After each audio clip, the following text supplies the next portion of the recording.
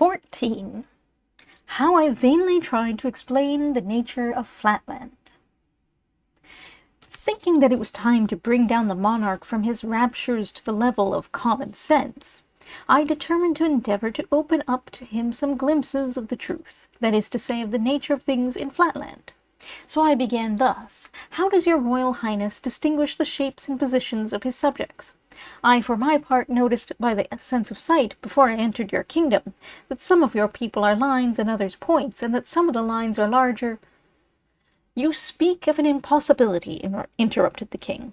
You must have seen a vision, for to detect the difference between a line and a point by the sense of sight is, as everyone knows, in the nature of things, impossible. But it can be detected by the sense of hearing, and by the same means my shape can be exactly ascertained. Behold me, I am a line, the longest in Lineland, over 6 inches of space. Of length, I ventured to suggest. Fool, said he, space is length. Interrupt me again, and I have done. I apologized, but he continued scornfully. Since you are impervious to argument, you shall hear with your ears how, by means of my 2 voices, I reveal my shape to my wives, who are at this moment 6,000 miles, 70 yards, 2 feet, 8 inches away, the one to the north, the other to the south. Listen, I call to them. He chirruped, and then complacently continued, my wives at this moment receiving the sound of one of my voices, closely followed by the other, that the latter reaches them after an interval in which sound can traverse 6.457 inches, infer that one of my mouths is 6.457 inches further from them than the other, and accordingly know my shape to be 6.457 inches. But you will of course understand that my wives do not make this calculation every time they hear my 2 voices.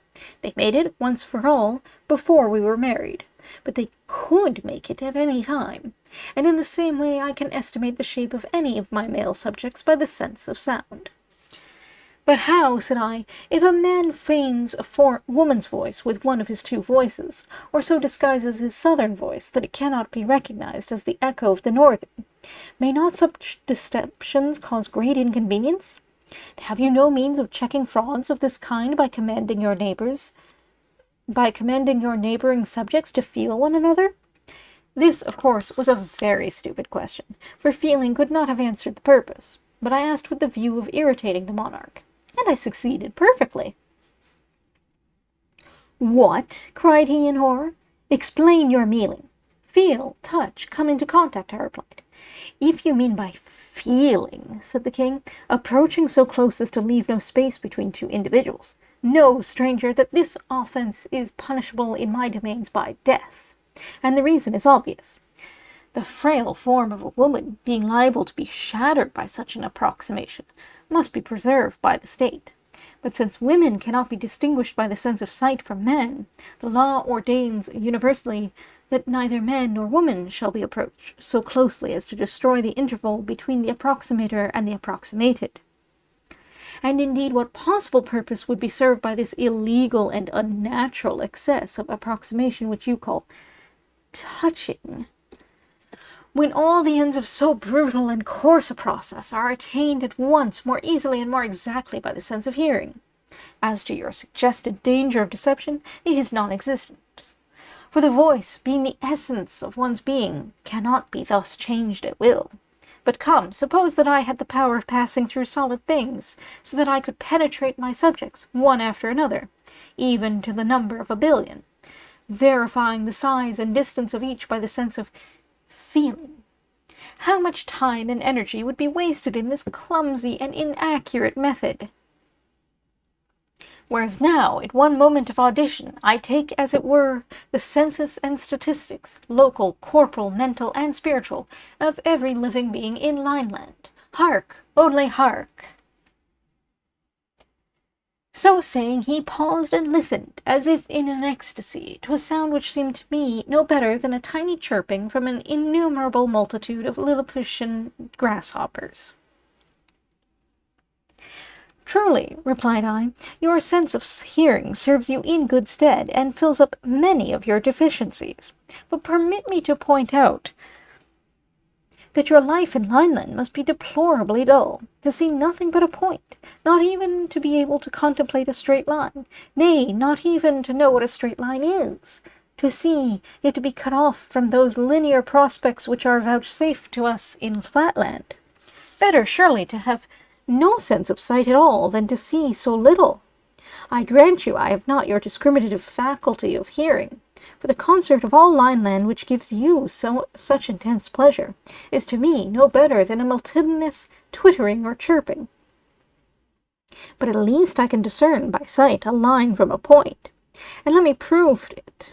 Just before I came into your kingdom, I saw you dancing from left to right, and then from right to left, with 7 men and a woman in your immediate proximity on the left, and 8 men and 2 women on your right. Is not this correct? It is correct, said the king, so far as the numbers and sexes are concerned, though I know not what you mean by right and left. But I deny that you saw these things. For how could you see the line, that is to say the inside, of any man? But you must have heard these things, and then dreamed that you saw them. And let me ask what you mean by those words left and right. I suppose it is your way of saying northward and southward. Not so, replied I. Besides your motion of northward and southward, there is another motion which I call from right to left. King, exhibit to me, if you please, this motion from left to right. I, nay, that I cannot do, unless you could step out of your line altogether. King, out of my line? Do you mean out of the world? Out of space? I, well, yes, out of your world, out of your space, for your space is not the true space. True space is a plane, but your space is only a line. King, if you cannot indicate this motion from left to right by yourself moving in it, then I beg you to describe it to me in words. I, if you cannot tell your right side from my left, I fear that no words of mine can make my meaning clear to you. But surely you cannot be ignorant of so simple a distinction. King, I do not in the least understand you. I, alas, how shall I make it clear? When you move straight on, does it not sometimes occur to you that you could move in some other way, turning your eye round so as to look in the direction towards which your side is now fronting? In other words, instead of always moving in the direction of one of your extremities, do you never feel a desire to move in the direction, so to speak, of your side?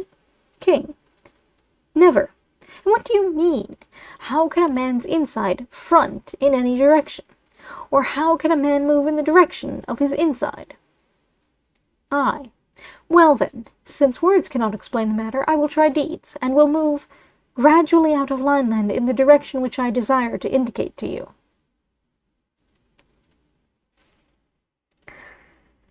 At the word, I began to move my body out of Lineland. As long as any part of me remained in his dominion and in his view, the king kept exclaiming, I see you still, you are not moving.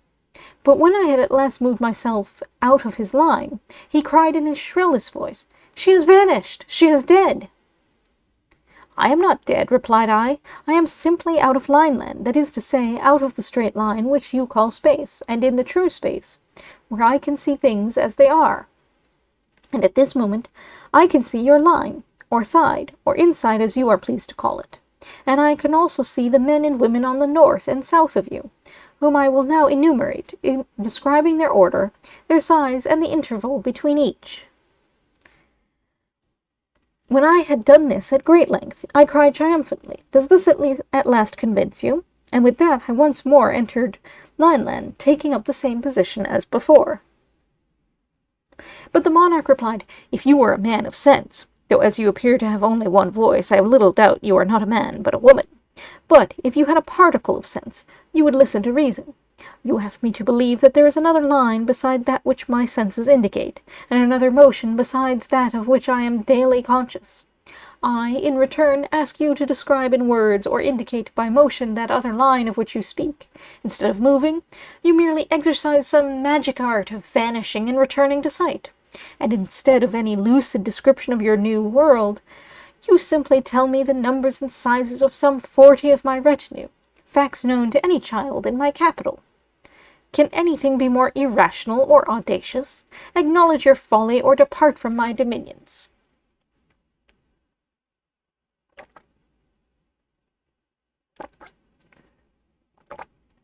Furious at his perversity, and especially indignant that he professed to be ignorant of my sex, I retorted in no measured terms.